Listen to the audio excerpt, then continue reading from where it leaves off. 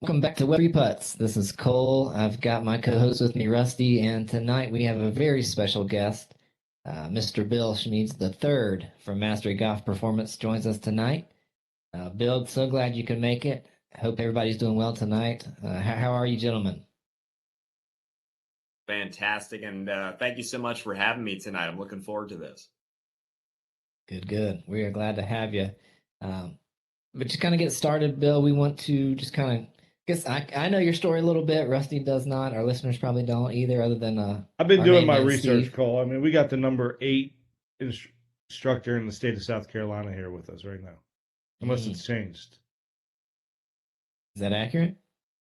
I'll be honest. I don't even know, to be honest with you at this point. So, Well, from what I know about the South Carolina instructors, I can tell you there's some in front of you that you should be above already that I know of. So we like to don't ruffle say that. feathers People, here. people are listening, That's why I like to ruffle feathers, Bill. as do I. We can dive. We can really dive in here. But Hey, I'm good with it.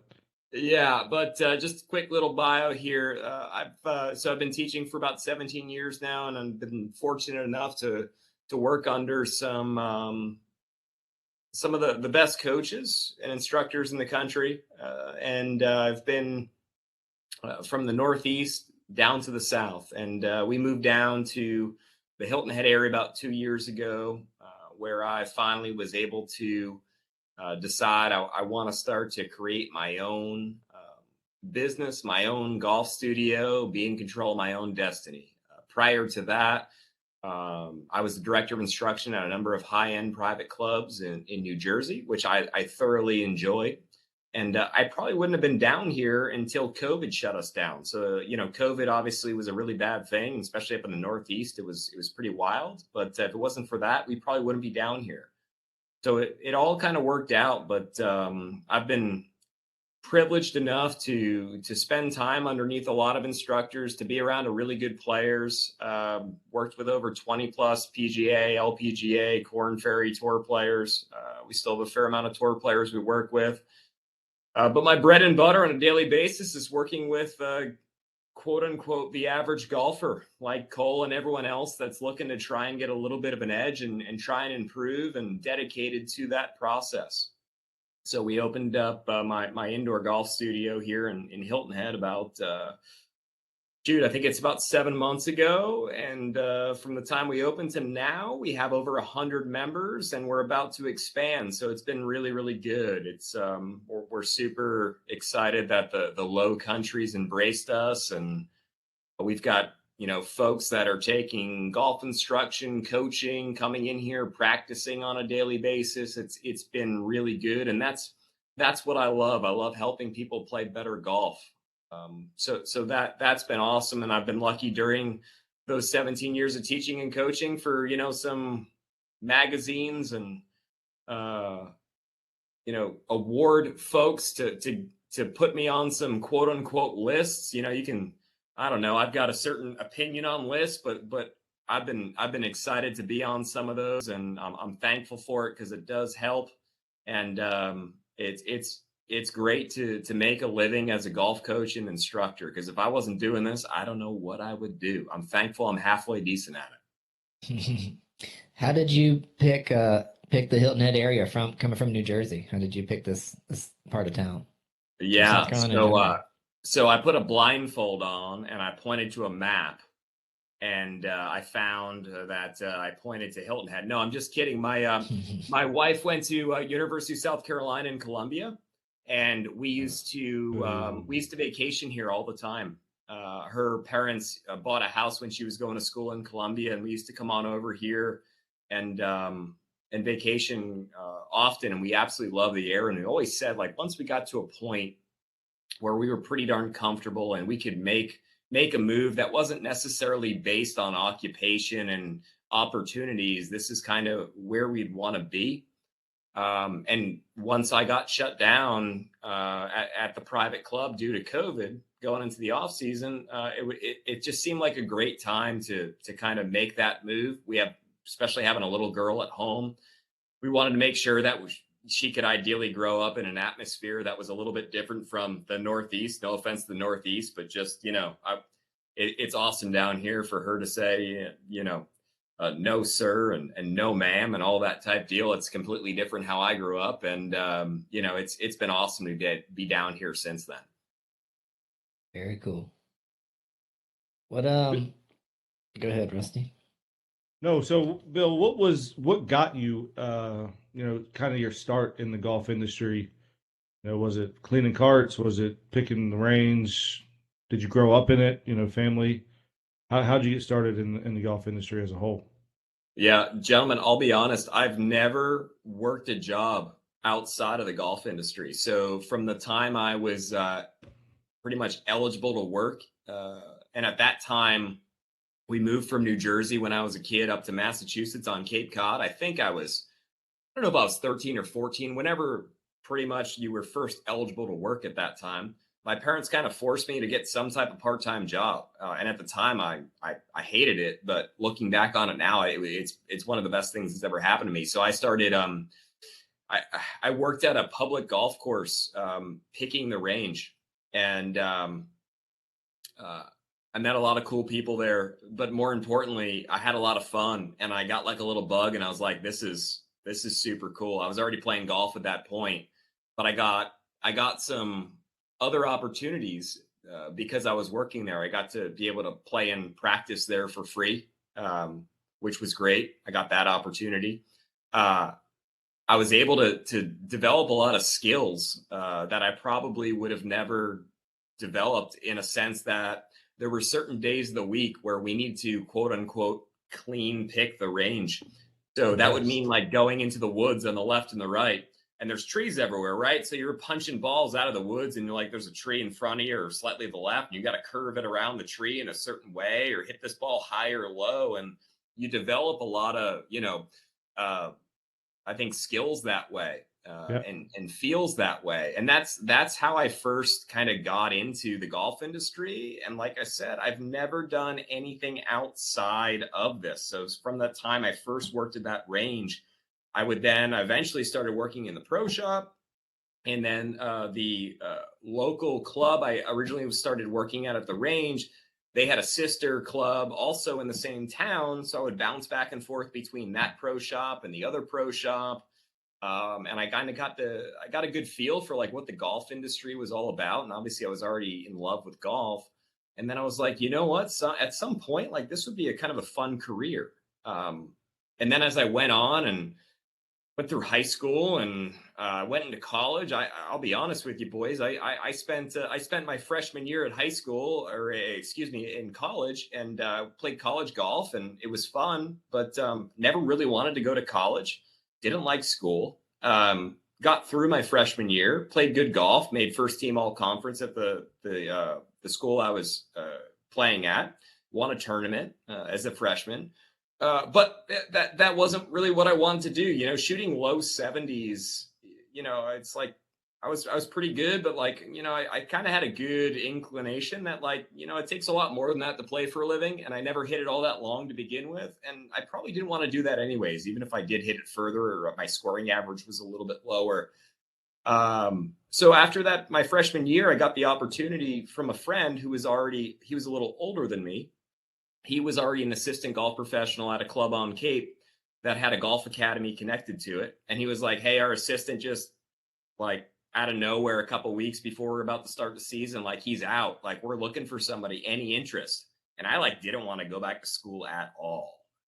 And I was like, I'll take the opportunity. And like my parents were pissed because I was like, I'm not going to school. I'm getting in the golf industry, and I had no experience. I had nothing. And that's how I got into this. And I was lucky at that first gig. It was called Blue Rock Golf Club in Yarmouth, South Yarmouth in Massachusetts. And there's a golf academy attached. It's the busiest golf academy on the Cape at that time. And Patrick Fannin was the director of golf, director of instruction. He kind of did the whole damn thing. He got me going in all this. And that's where I really started to kind of fall in love with the teaching and coaching aspect. And I got a lot of opportunities super early on to kind of dive into that. And make mistakes and learn from them and ask a lot of questions. And it was absolutely incredible. So the teaching aspect, you just got tired of folding shirts?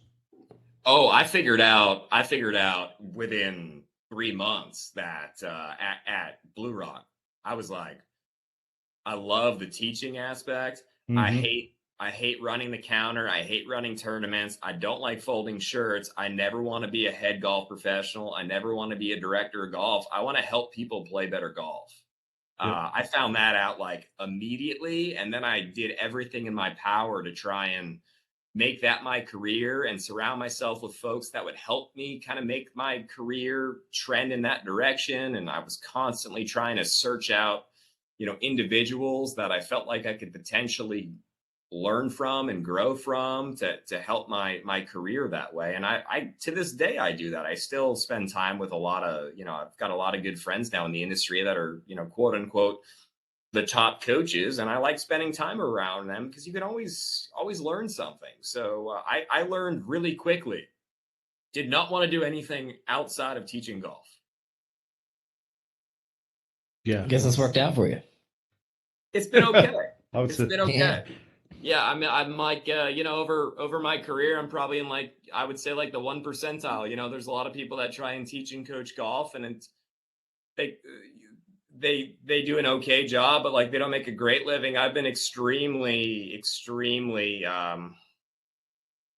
blessed, I guess we can say, in regards to that. I've done very well for myself, and I every day I come to work, I enjoy it, and it's been awesome. So it has worked out pretty darn well for me, and hopefully it continues to trend in that direction. Absolutely. What do you kind of going along those lines as far as teaching? There's been a lot of technology changes, probably even since you started in the industry, obviously, and it continues to change yearly. How do you think that changes the way that you understand the golf swing and how you teach it? And then, second part to that, how do you think that's changed the game of golf, good or bad? That's a great question. So I'll be honest, if we just go back to what I was just talking about when I first got into the industry at Blue Rock, which is 17 or 18 years ago, like we didn't have a lot of technology. Like video was kind of like oh my God, somebody has video. Like I can go get a lesson from somebody that has video, right? And we had that. Now you have so many different pieces of technology that can measure so many things.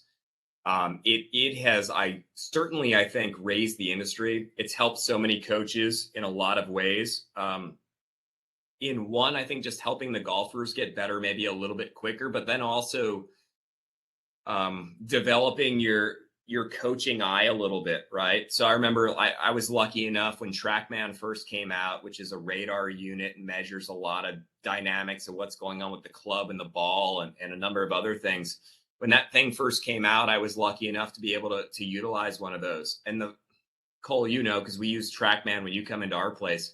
The TrackMan now it's slim. It auto levels itself. It's really point and shoot from like my computer.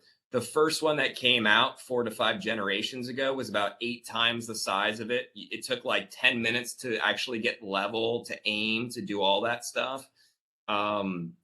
So the technology itself has come along so much, even over like the last 10 years, and it has helped so many of us as golf coaches. You can be a great golf coach, but there are certain things you can't see with the naked eye. And that comes from whether you're using launch monitors, radars, pressure mats, motion capture to pretty much see how the body's moving. Like there's only so many things you can see with the naked eye when the golf swing's pretty much, starting and ending within like, 1.2 seconds, right? So a lot of the technology now is awesome, and I think it's helping coaches get better. And really, how I like it, and I think a lot of other coaches that are doing or being successful in the industry, it helps the student in regards to the buy-in factor. So when they first come in, they have this one issue, and the ball's doing X or Y, and you can have you can just give them a brief explanation on why the ball is doing that, and these are the two numbers in regards to face or path, like in regards to what we're doing, like in the initial assessment. And then after you actually make a change, you can then go back and show the player how these numbers have completely flip-flopped, and you can then tie that in with maybe some video or a pressure mat, whatever. But like the technology helps with the buy-in factor. And so I think that's absolutely crucial. And there's no way, and there's this debate in golf instruction now. There's no way that all of the technology that's currently out there has not helped our industry, has not helped players. If you look at, you go down a PGA Tour range, I've been on them, I've watched them as spectators. The majority of players have a TrackMan, a launch monitor in regards to a foresight. Sometimes there's pressure mats down. They have their coaches standing next to them right like this, or on their phones every single second. Like those are the best players in the world, right? And they're constantly trying to figure out how to shave a quarter of a stroke and get the right feedback in regards to what they're working on. So the technology, without that, I don't think we would see what we're currently seeing in regards to the scoring average. And when these guys are playing golf courses that are almost 7,500 yards, I don't think they'd be hitting it nearly as far. I don't like, there's so many things that we now have that can measure a lot of things and help players start to move in the right direction because they get the proper feedback.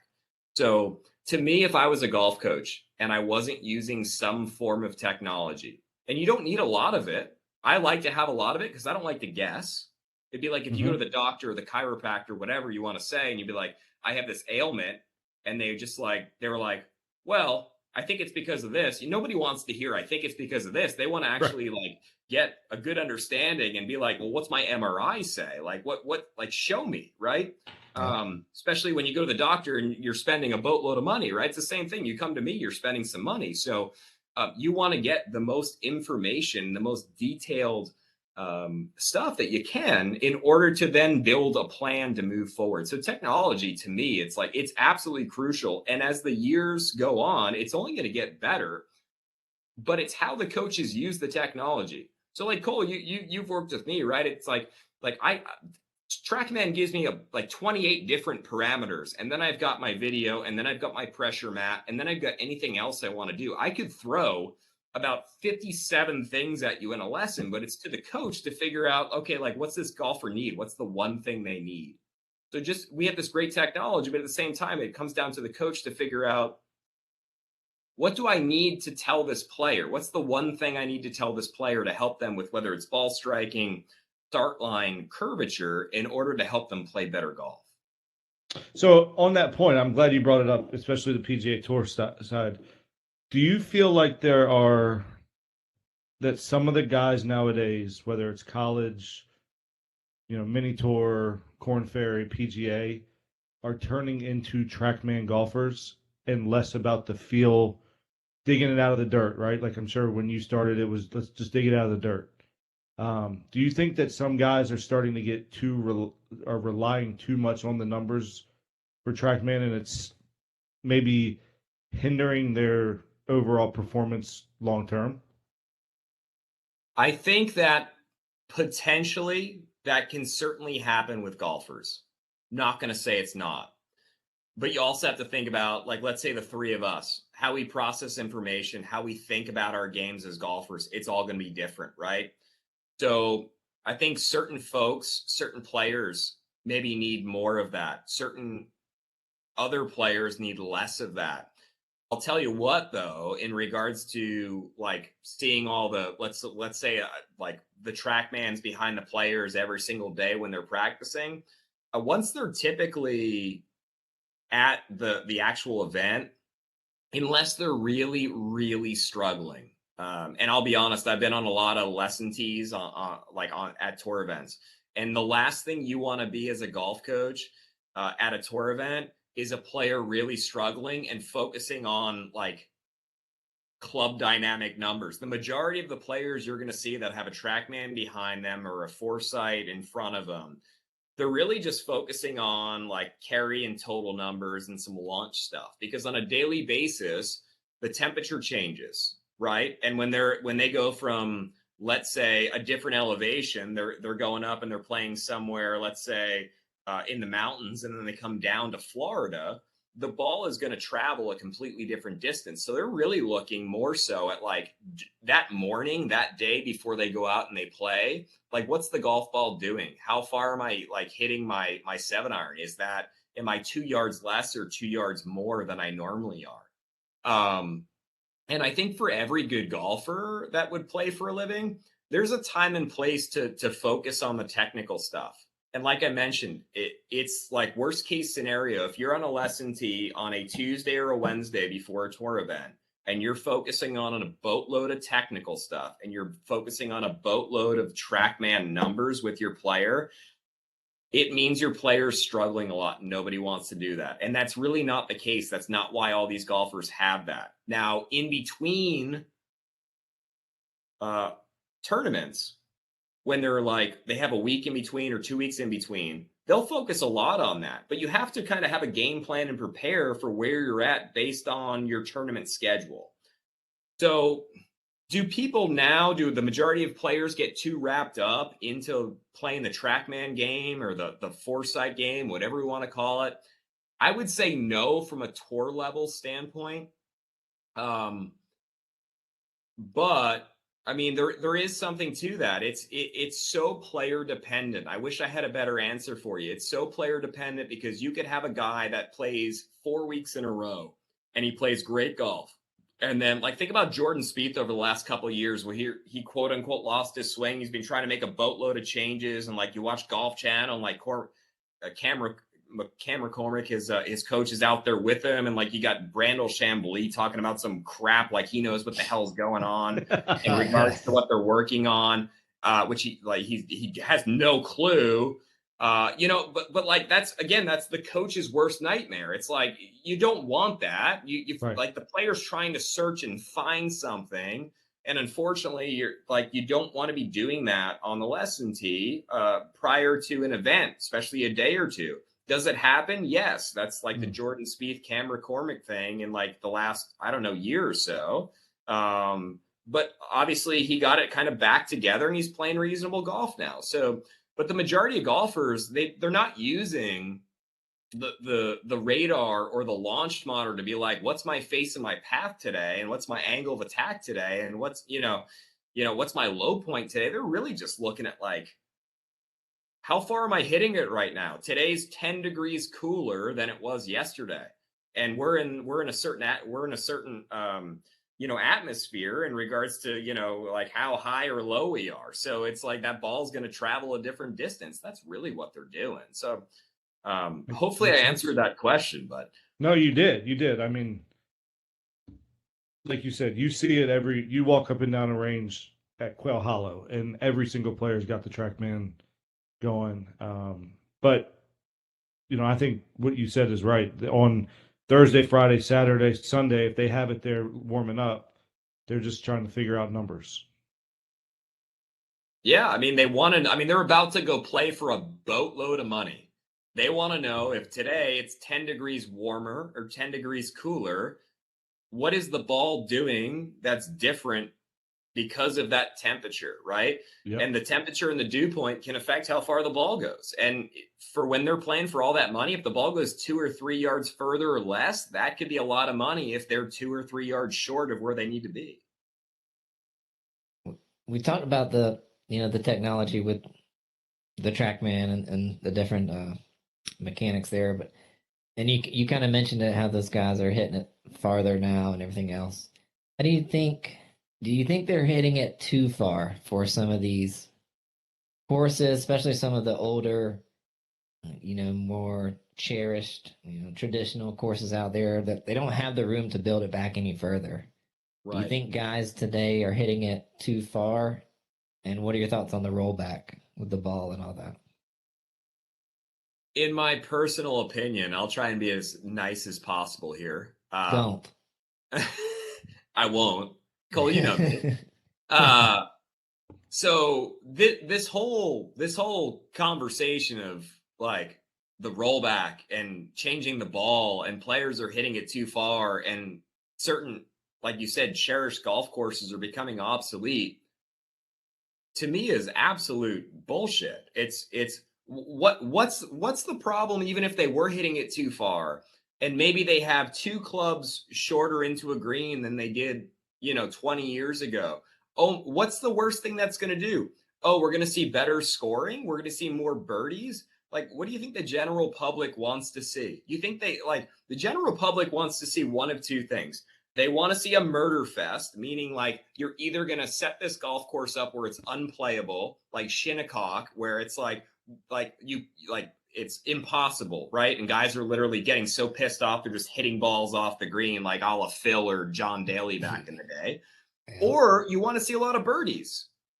So like I'm totally fine with players hitting it far and scoring at a high level. It just shows you how talented golfers are today. And it's not going to change. It's only going to continue to get better and better in regards to what we're seeing from skilled players. It's like, I don't think it's a bad thing. I really don't. And you can say, oh, but golf, you can say like this golf course, Marion, right? You can look at Marion and Philly and you'd be like, oh, but they can only do so much with Marion. Like they're not going to have tour events there anymore because they can only push the tee boxes back so far. You can change a golf course in a lot of ways without adding length to make it a lot more difficult. You can tighten fairways. You can add rough. You can make the greens. You can cut the greens in smaller. You can put pins in more difficult positions. There's so many ways to make golf courses more difficult without adding length. There's a lot of golf courses on the PGA Tour that are really long, and they still rate as some of the easiest golf courses on the PGA Tour.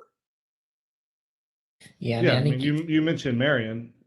8 over was the cut at the 2013 U.S. Open, and Justin Rose won at +1 at an under 7,000-yard golf course. So I think this is my opinion, and I don't have the audience you do from tour players, but I think tour players are extremely spoiled, and they're the best in the world, right? So they should have a little bit of that. But what's wrong with Shinnecock every once in a while? What's wrong with Marion every once in a while? I mean, you're the best in the world. Show it. You shouldn't be bitching about they're losing the course like Zach Johnson did at Shinnecock, or Phil hitting it off the green. Like, you're the best in the world. Just go out there and play.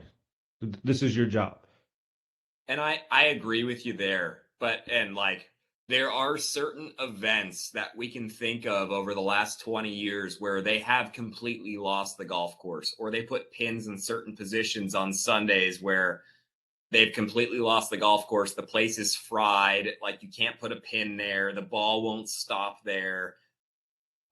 So I understand some of the frustrations on some of the players, but if you were to poll the majority of tour players, they enjoy hard golf courses, especially the best players in the world, because that means hey, I take at least 3/4 of the field out. That means I can make more money. Yeah, I mean, it's like Tiger. I mean, Tiger never wanted to play those 30 under tournaments. He wanted 10, 11, 12. He could get it to 19, 20 on his own, but that's right. We're talking about the best ever. But this is a good conversation, right? So I work with I still work with a fair amount of tour players, and whether we're going to call them developmental players or whatever, but guys on Korn Ferry and guys that are on Canadian and guys that are trying to get back out on tour that were on tour. And I just had a conversation with a player, and he's like, well, they do a lot of Monday qualifiers to try and get into events. And he's like, well, it's at this one course, and it's it's a shootout. So it's kind of a crapshoot. You have to go crazy low. And I'm like, okay, you play golf for a living. Let's go do it. Be super aggressive. It's one of the few times you can actually go at the majority of pins. Monday qualifiers, you're trying to go as low as possible. You're trying to go at every flipping pin possible. In a tour event, you're not going at 3/4 of the pins. You're just not. Right. But Monday qualifiers like that are go. Mm-hmm. Go at pins. Do it, right? It's a necessity in regards to that. Hope that wasn't Blake Kennedy that said that to you. Oh, it wasn't, but Blake was in here this afternoon. He I brought me used a to lot of work at Carolina brought me a Country lot of Club in beer, which was Spartanburg. great. Oh, good. I used to work at Carolina Country Club in Spartanburg when Blake was a junior going into senior year. Oh no, going into his freshman year at Clemson, and him and I would play golf every single day once I got off my shift. And I saw, I guess, on your Instagram a video of you working with Blake. So there's some synergy there for me. Absolutely. Yeah, he came over here. I'm trying to think of when we started. We just started, I don't know, month or so ago, maybe. He reached out to me based on somebody else he knew, and we're getting him moving in the right direction here. And he's got some things coming up. He's got some Mondays. He's got some other smaller events. I know he's the next Monday I can think of is he's going out to Sony. I don't think he's doing the RSM here locally, believe it or not. And then he's got another. I think he's gone down to Florida in between today and the Sony out there. And the dude's so talented, and very talented. Yeah. Yeah, I mean, it's he's never had a lot of help on a number of fronts. So what I've tried to do with him is like certainly I try and help, put a plan together for his his game in regards to full swing and short game and management and all that stuff. But then more importantly, we're trying to help him put a team around himself in regards to the fitness aspect and the mental aspect and all that stuff. He's never done any of that, which blows my mind because I'm used to all that stuff working with better players that trying to play for a living, and he's never done any of that. So trying to help him out with that, and I think he can. I think there's a lot of potential there, and I hope it all works out for him because he's such a good dude. If you got a good mental coach, send him my way. Oh man, I got two of them, man. Two of them are some of my best friends. He needs it after the ass beating I gave him last week. Oh gosh. Yes. Although you got a beer off me yesterday, Cole. I did. And the wedge was hot. And a bottle. Yeah, I had a great night last night. Beer, right? Wine. You hit it. You did. You hit it to we had a little closest to the pin with the wedge game. Cole hit it to 8 feet. I think I was 11, and I lost. So yeah, had a good night. It was a good a night. blind squirrel finds a nut, they say. Wow, absolutely. Do a straightest driving one with Cole. Yeah, no, he's trending. He's getting better, at least in here. Yeah, that's where the mental coach I need on the course, maybe. That's right. I got a guy here in Bluffton, Cole. I got a guy here in Bluffton, and he's worked. I mean, he's really good. He works with tour players and professional athletes and business folks and all that. He's good. And then I got a guy in Tampa as well. You can do some remote stuff with. So you just let me know. I would like to do that just to see. If I don't know that I think I am a head case, but I'm not self-diagnosing that I'm a nut job out there. But I think it would be cool just to. And it's not even about that. It's just like there's so many things that a responsible PhD type folk can kind of like talk you through or walk you through, have you think about certain things differently, put some things in place to help you out. I mean, there's a lot of stuff that goes into that. There's a reason why the majority of tour players have somebody on their team that focuses on that area. I'm sure it can't hurt. Can't hurt. I mean, I'm pretty sure I need one just on a daily basis. I'm not even talking about golf. Yeah. I believe Rusty probably needs one with those 4 kids too. There's no telling. Oh, God bless you, Rusty. Yes. That's what beer's for. Well, that's why they make beer. That's right.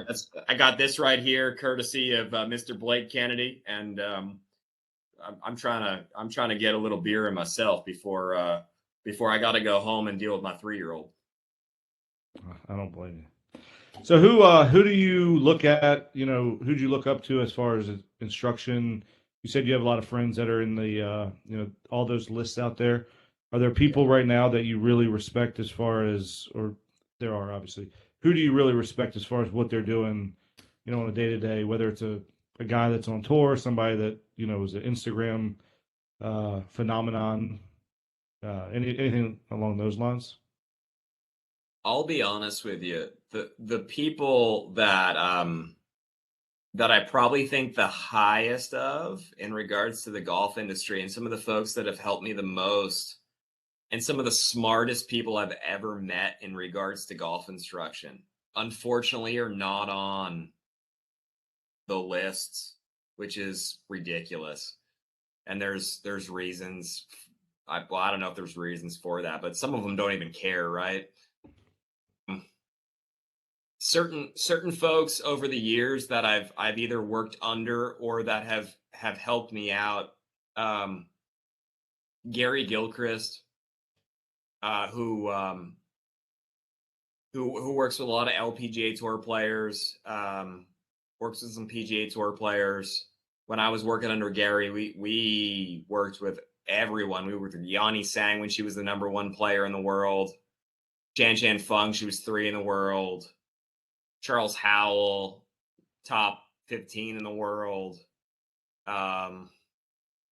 Sandra Gall was a hell of a player when we worked with her. Oh wow. God, I mean, so he's one of them. A lot of people don't know who Patty McGowan is. Patty McGowan, at one time was certainly ranked, I think maybe on top 100, and like she was the director of training for all of the Ledbetter academies. She was kind of like David Ledbetter's right-hand woman in regards to training all of his other coaches. And she was there working with Nick Faldo, Nick Price, God, so many other golfers that, like, back in the day that David Ledbetter worked with. She was somebody that spent a lot of time with me and helped me out a lot. And she's super smart and super nice, and I'm super thankful for her. But in like the rest of the industry, again, there's so many great coaches and great instructors nowadays. I'm friends with a lot of them. I'm lucky enough to be on lists, and I get invited to award ceremonies and parties and that type of deal. And we all get to meet up, and we're all friends, and it's all good. But like, I mean, the folks that have helped me out the most are folks you would never hear of. And then probably Gary and Patty, to be completely honest with you. Patty's the women's golf coach at Converse College. Huh. Love it. Yes. How do you know that? Google.com. Yeah. So Patty, she's like kind of semi-retired now. She's been doing that for a number of years now, and she's originally from the Spartanburg area, which is right where the college is there, Division II school. She's like totally turned that whole program around, and like they're actually like they compete and they win some tournaments now. It's awesome. When I was at Carolina Country Club, that was right when Converse. This was 2010 into 11, I guess. No, 11 into 12, and that's when Converse was starting their golf program up. And so we invited Converse out to practice at our course. But Patty wasn't there at the time. I don't remember who the lady was that was the coach, but yeah, I think Patty started there in maybe 2018 maybe, or something like that. Maybe 2017 at the earliest. Yeah, but she's awesome. She's so smart, and she's trained. Think about it like this, guys.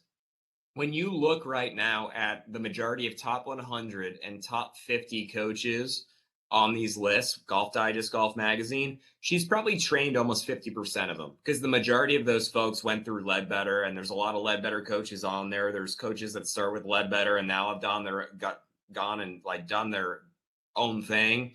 She trains so many of the really talented coaches that are out there now. So she's great. Is that an all-girls school still? I think it I don't was. know. Yeah. I know it used to be. I'm pretty sure that it is. Yeah. They don't have a men's golf team. Oh.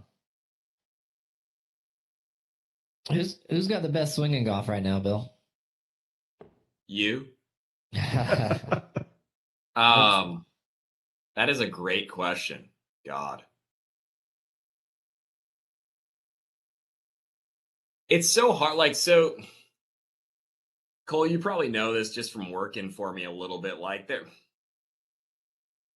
I try not to get wrapped up on vanity, right? Like there's so many golfers that have quote unquote great looking swings, but like They there shoot needs 95, aka me. right, but like there needs to be like look at Jim Furyk's swing, right? Like no one would ever say Jim Furyk's swing looks pretty, but the guy is one of the most consistent golfers that's ever played. So I look at guys that are just world class ball strikers that from shots gained tee to green like are extremely consistent. And man, I've always been a Rory fan, and you got to give it to Rory because he's I think number one in the world now again. Like that guy, if he could figure out his putting throughout his whole career, would just be he'd be Tiger Woods all over again. I He mean, would have been my answer as far as the prettiest swing, and personally, in my opinion, I think he's got the yeah, best swing and on for tour. most of us, it's like it's kind of attainable stuff because you look at Rory, he's no bigger than me. I'm 5'9", 5'10". He's not a tall guy. He's one of the longest guys, and he's one of the straightest guys. And that's hard to do. When you hit it as far as he does off the tee, and you're also like one of the most accurate, like that's really, really hard to do with all the speed he produces. So obviously he does a number of things really good. Unfortunately, every once in a while he kind of like gets off kilter and thinks he needs to change something and like potentially switches a coach and then figures out that was an awful idea and goes back to the old coach and starts working on the old shit again. But yeah, I'll go with Rory right now. I mean, there's a lot of good looking swings. I don't care what the swing looks like. I care about what the ball's doing. Yeah. Who's your favorite player on tour? Who do you cheer for? Oh God, like right now, I like good people, to be honest with you. I not, just being kind of in it a little bit. I know who the good people are, and the majority of them are good people, but like the really good people, like, shoot, I love Jordan Spieth, uh, Max Homa, Yeah, love that, like that guy. I don't know how anybody can not like that guy. Um, Justin Thomas is a really good guy. You don't necessarily see it at times. He's a little fiery, but I like Justin Thomas a lot. Uh, God, I mean, I just like folks like that are good people and they give back to the game, and they appreciate kind of where they came from, because it's a hard way to make a living. Like you look at back at some of these pictures, like Jordan Spieth and Justin Thomas were playing in junior golf events together. Like neither of them came from, I mean, neither of them came from like crazy amounts of money, right? And they like they made it on their own. And they used to play in when they were 12, they were playing together in junior golf events and like AJGA events and that type deal. Like I love that stuff. And then to not take all the stardom so personally where it's like, hey, I'm this mega star and you create this whole different personality. Like I like people like that. And again, like Rory's the same deal, right? I love Rory. I've always liked Rory. I don't like Rory's standpoint on some of the crappy, like since this whole live and PGA Tour thing started. I don't like that crap, but like I love Rory as a golfer and what he gives back to folks and all of that. So yeah, like I would say Rory, Jordan Spieth, JT, Max Homa. I just like good people that give back to the game. So you mentioned live, hottest topic in golf. That's We have right. a segment on the show, the Live Minute. like Rusty's a big live guy. Okay. Rusty, maybe you want to take these I'm questions. a big golf guy. Let's just this is how golf guy. I'm a golf guy. So I don't give a shit if you play for live on live. I don't care if you play on PGA Tour. I'm gonna watch it. The best players are there. I'm gonna watch it. Right. Love it. I do personally enjoy the conflict and the chaos that it has caused, because golf has been, in my opinion, extremely boring over the years and just status quo, right? So if you had a player, and maybe this has already happened, come to you and said, hey, look, let's say they're a PGA Tour player now. They have an offer from Live that is exponential. And they say, Bill, what's your thought? How do you go about that as an I'd say give instructor me, and as a confidant of theirs? yeah, I'd say give me 5% and I'm good. Yeah. No, but in all seriousness, here's what it comes down to. And again, I've been lucky enough to be around a lot of world-class golfers. This is what people don't understand. It's a job, just like we have jobs. When you like that job, you don't know if that job's going to last one more year or another 12 years, because in at least on the PGA Tour, nothing's guaranteed. You got to keep Right. your card, and unless you're winning events, you don't know. You got to come in top 125, or there's other things and other ways to make it in events, but like that's what you're relying on. So anyone that is offered a boatload of money just to show up, and then you get to play for almost double the purse, and you don't have to play in nearly as many events as what you normally have to do. To me, it's kind of like a no-brainer, and people don't get this. People are so wrapped up on where the money's coming from, and how bad it is for golf, that type of deal. I mean, these things happen in the business world all day, every day. I mean, this is life, right? Like, this is how it works. So if a player came to me and they were like on the fence and they were being offered 150 mil to just show up, and then you get to play for 4 mil in event, and then plus the team side of the it, 750,000 money, right? And then you don't have to play, and you're not obligated to or have to play nearly as many events. Like it's kind of a no-brainer. And if anybody was just be like, think about it and be like, hey, if I was in their shoes, and let's say I work for I don't know, I work for Mercedes-Benz, and BMW comes over and they give me some crazy opportunity to earn double my salary, and then for each car I sell, I get double that. Why would you not do it? Everyone on the planet would do it.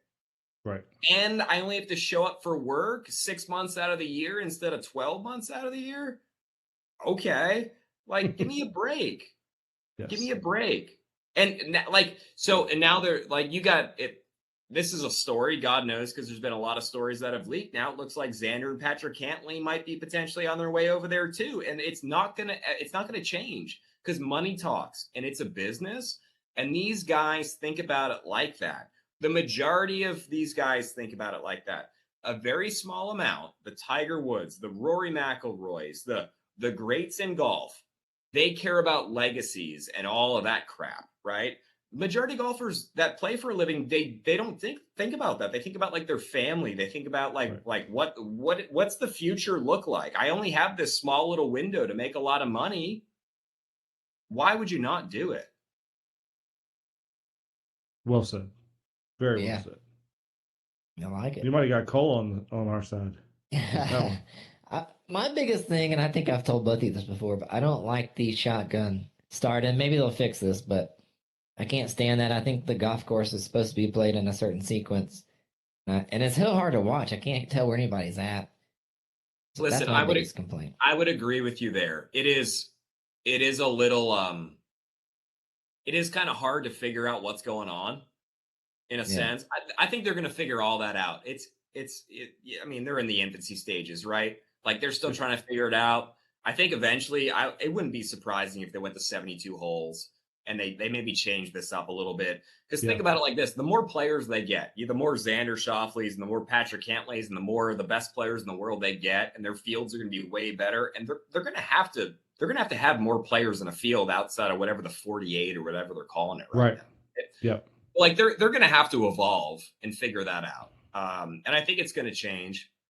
And I think eventually they're going to figure out how to get some world ranking points. And I think somebody's going to give them a TV contract where they're not paying Fox sports Right. to actually get on TV, like, because the best players in the world, it's like a lot of them, they're going to be on the live tour. Like right now, if you look at it, there's a lot of really, really good players that are on the live tour.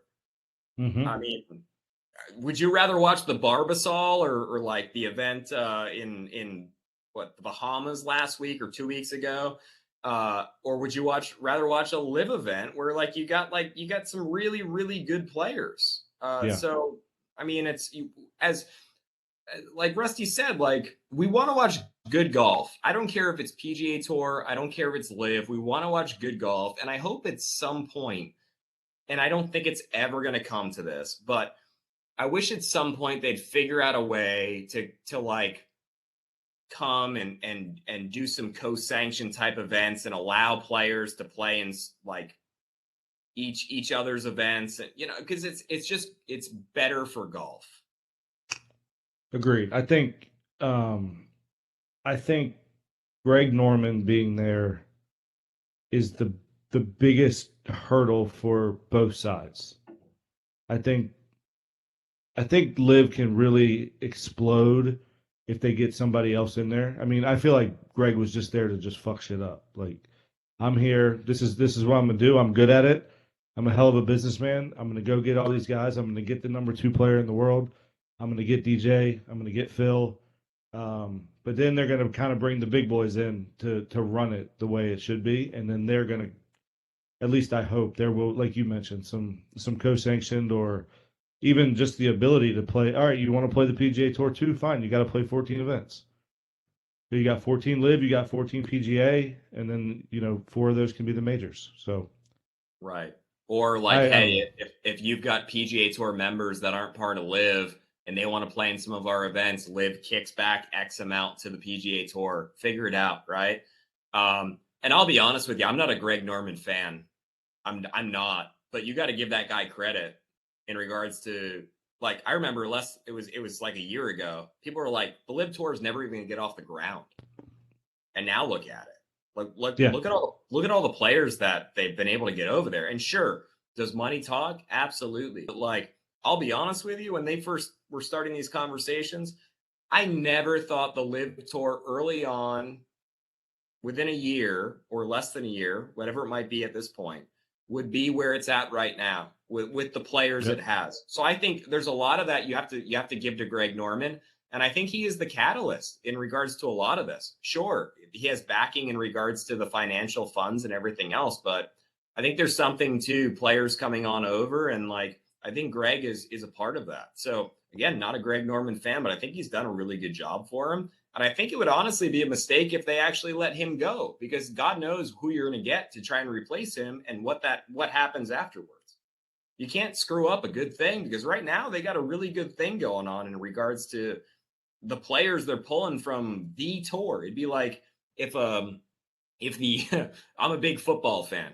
It'd be like if Vince McMahon and the XFL comes back and somehow they got the Saudis or somebody else with a lot of money to come on in, and now they're pulling all these NFL players and they're doing this, and it's because of Vince McMahon or some other guy. You can't get rid of that guy. He's pulling a lot of players over it. Like, there's something Right. to that. So I don't know. I don't think I wouldn't want that to change. And I know Greg Norman has this vendetta for the PGA Tour. He has had it for forever, right? Yep. But like, I know they say they're trying to do the best for golf.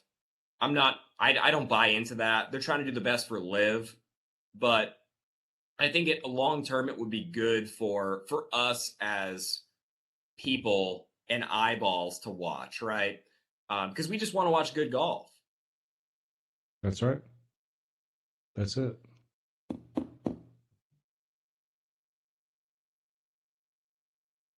What?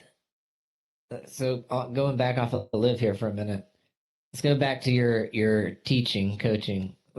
Have you ever turned down somebody that's come in to maybe work with you or get a lesson? Or is there a reason that you would turn someone down? I do it often. Yeah. Yes. So,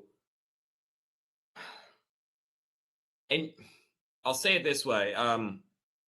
I think regardless of if you're a golfer and you're trying to get better, right? There needs to be a good fit, personality wise, what the player's trying to accomplish and what the coach can potentially provide them. Now, the average golfer that comes in my door that's really struggling, I don't turn a lot of them down unless like it's just I'm like, listen, you're the personality. I don't want to spend my time with you because of X, Y, or Z, right? That's super rare. That's the 1%.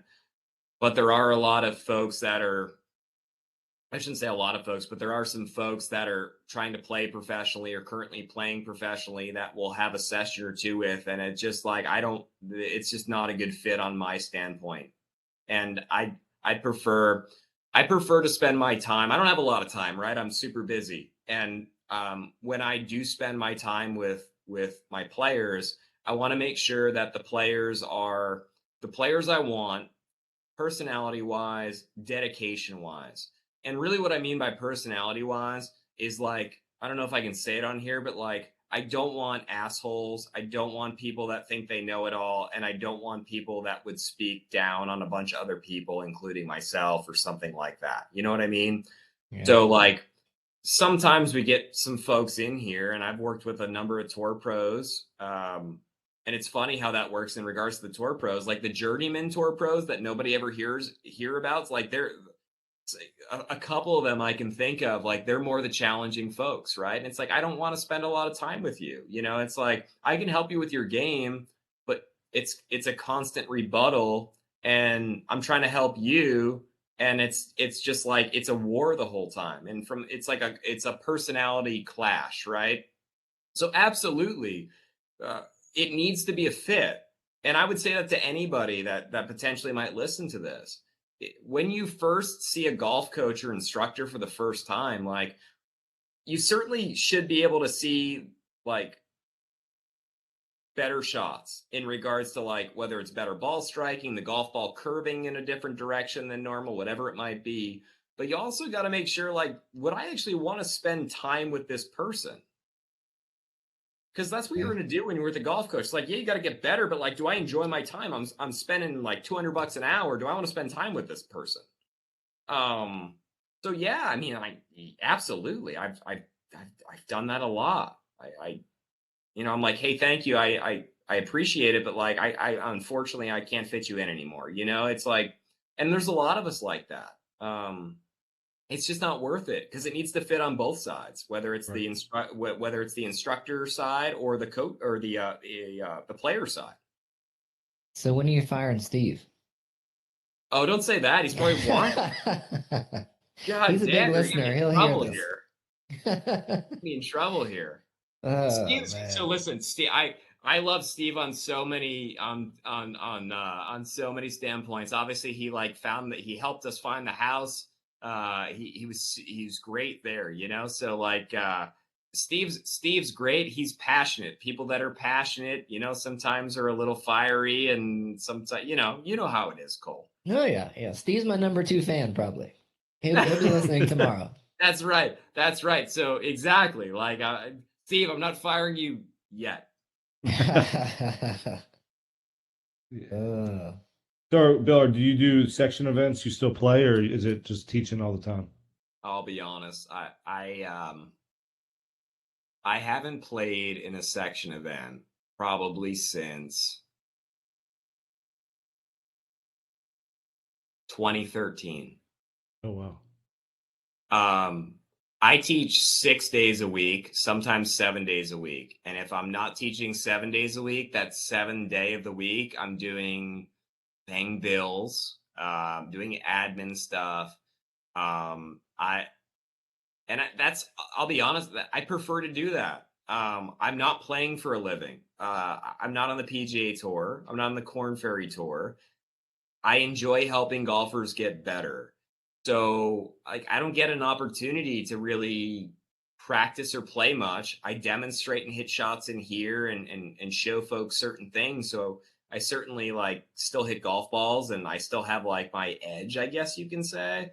But in regards to actually competing in an event, it's been a really long time, and I'm okay with that. Now, maybe at some point I'd like to start doing more of that, but it's been a really long time. And I used to enjoy the crap out of that. I used to prepare a bunch for it. But it's just I took the time and I blocked the time to do it. I wasn't as busy. I could make it work, but now it's a different ball game. And I wouldn't want to try and block the time or take the time away from other golfers that are trying to get in my book, at this point. I just really I like helping golfers. So I really don't get to compete much. That when I play golf now, I had to ask my assistant yesterday, because that's the only time I really play golf now is with my assistant, Christian, who Cole knows. I was like, when was the last time we played, Christian? And he goes, your birthday. And I had to think when my birthday was. And I was like, oh, September 4th. That was the last time I touched the club. We played 9 holes. So it's that type of deal. Like I'll play 9 holes every couple of months right now because of how busy everything is, which for some folks wouldn't be good. But for me, like, I love teaching and coaching, and I wouldn't want to take a day away from 12 golfers to come in here and get better. You kind of mentioned it earlier that you're expanding the indoor facility. What are your future plans for Mastery Golf here in the Lowcountry? If you can say, do you have any other things planned here in the future other than obviously you're getting the expansion of the indoor facility as well? Yeah. So we're taking over the unit next door, which will give us another 3 bays, and we can fit a 4th bay in here. So we have the potential to have 7 bays. And then long term, the goal is to have more of these. So the next one ideally would be in Pooler in Georgia. And then I'd love to have one in Charleston after that. The only problem with that, Cole, is I don't like partners. And not that it's in a bad way, but I like to do everything on my own. So like I didn't get any help on this, paid for all this stuff on my own. Same deal over there, paying for it all on my own. I want to be in control of my own destiny. So with that being said, it's a little bit more difficult to expand as fast as I probably want to expand, because I'd love to expand way faster than I can. But at the same time, if I were to do that, I would need, I would need some help, and I don't want that. Because again, that would bring me back to where I was before at the private club level, where like there was a GM or a director of golf that I would have to kind of talk to and answer to, and like that type of deal. And that's not what I want. So we definitely have plans of expanding. But we're at this point, it's going to be kind of like a little bit of a slow grow. And ideally it's going to be kind of like low country, from anywhere from probably southern North Carolina down to like northern Georgia. Like that's I'd be totally cool with that in 15 years if we had a number of facilities from there. Right now I have 7 bays and 3 coaches right here, and then I can go to Pooler, which is like just a jumping area right now, which is about 30 minutes down the road. And I can have another facility there, and then the next one can be like in the Charleston area. Like that would be great. That would be absolutely great. And I'm a dreamer, so I'm always like, this is how I work. I'm always thinking about this stuff, but it's hard to be a dreamer and to not want help, if that makes sense. Right. Yeah. It'd be easy for me to be like, because I've got people that like I've got members in here that I work with, and they're like, hey, I'd love to like come in and be part of the business with you and help you expand and all that stuff. But again, then I have to talk to somebody else. It's not my business. Like it would be the majority of my business, but I still have to talk with somebody else. So right. I like to be kind of in control at this point in my life.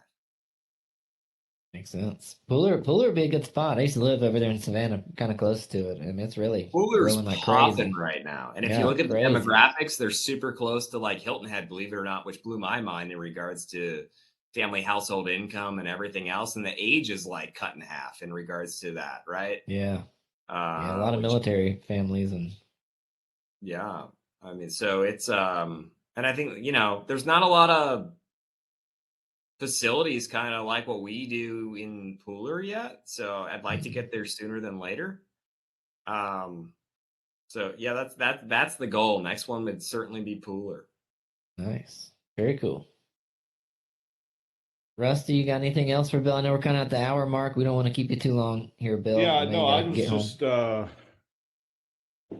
you have a book. I see. I do have a book. I wrote a book in 2015 based on a number of the data and I guess information you could say that I've been able to absorb with a lot of the players that have come through, the tour players. It's called the 5 Tour Fundamentals of Golf. It's a super, the poor editor, when I was writing that thing, I had it so complicated.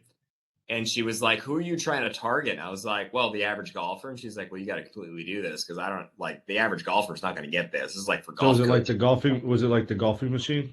It wasn't that crazy, but it was okay. It's damn near close.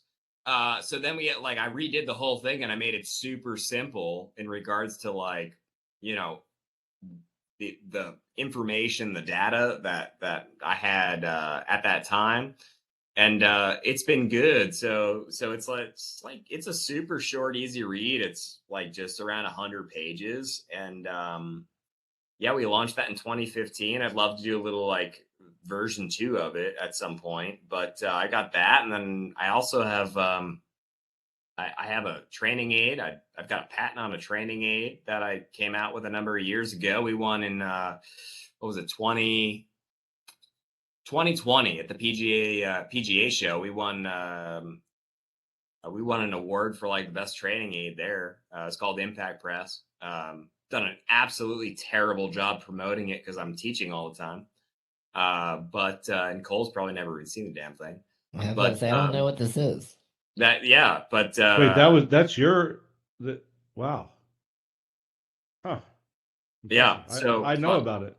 Yeah, I got a patent on that thing and everything. So, and that's from a dumb golf instructor that figured all that crap out. So yeah, I got a book and training aid that I'm kind of burying into the ground right now, but we're going to do a little rebirth here over the next half year and get that thing back up, and we're going to start trending and probably come out with some more products there too. So yeah, I have an entrepreneur mindset. I just like helping people, right? So whether it's like coaching, I do online remote lessons. I've got students from 13 different countries. I got tour players in different countries.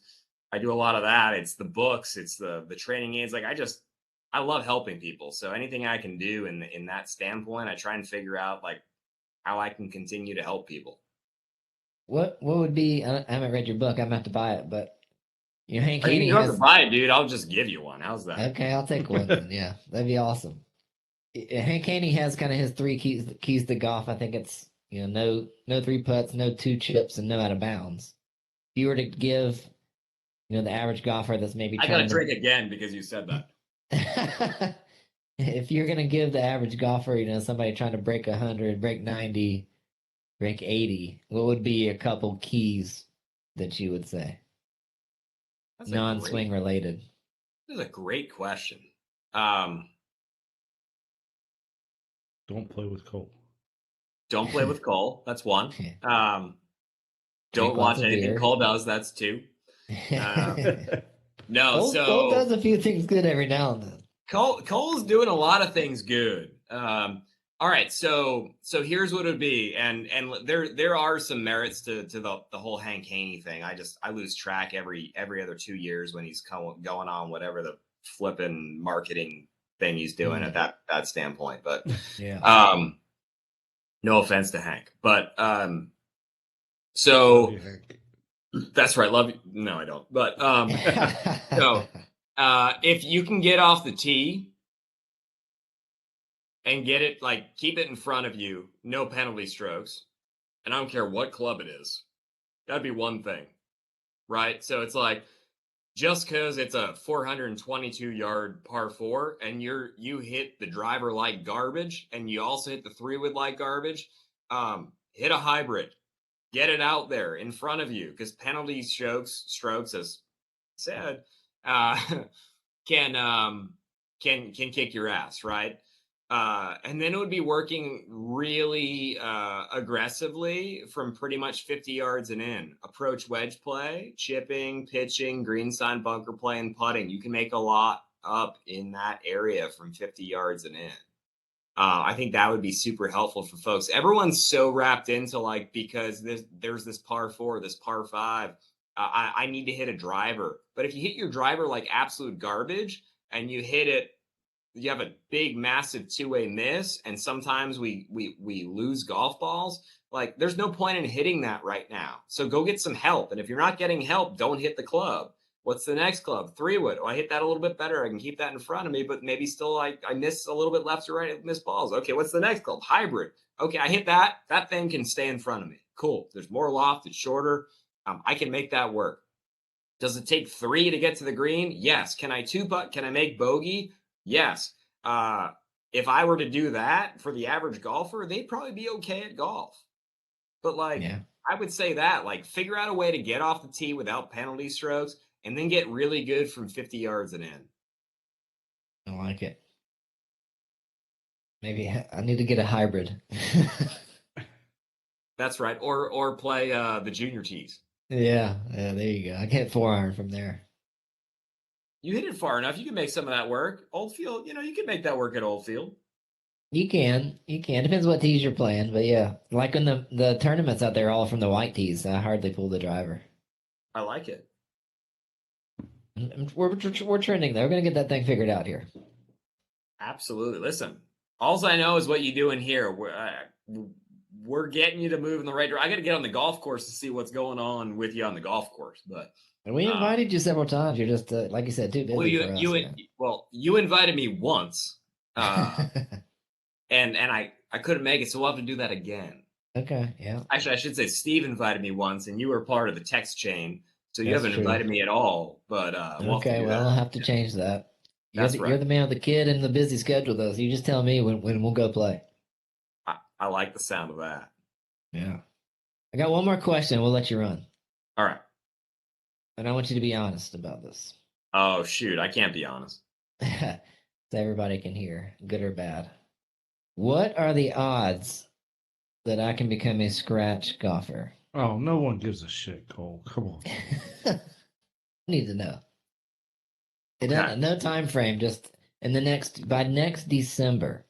Is it possible? Jesus Christ.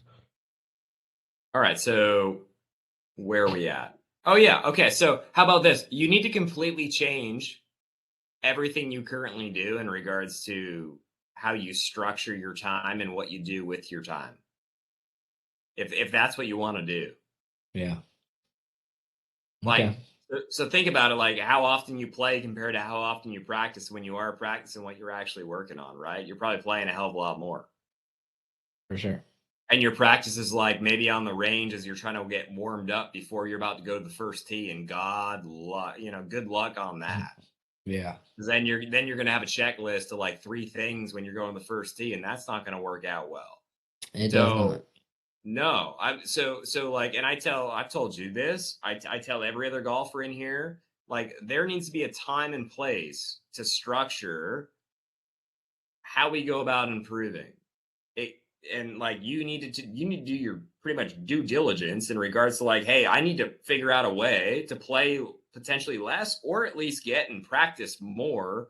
It doesn't need to be much. You can go like 2 days a week for 20 minutes each day. That's not a lot of time, focusing on whatever we need to be focusing on at that time based on the plan that like you and I have here.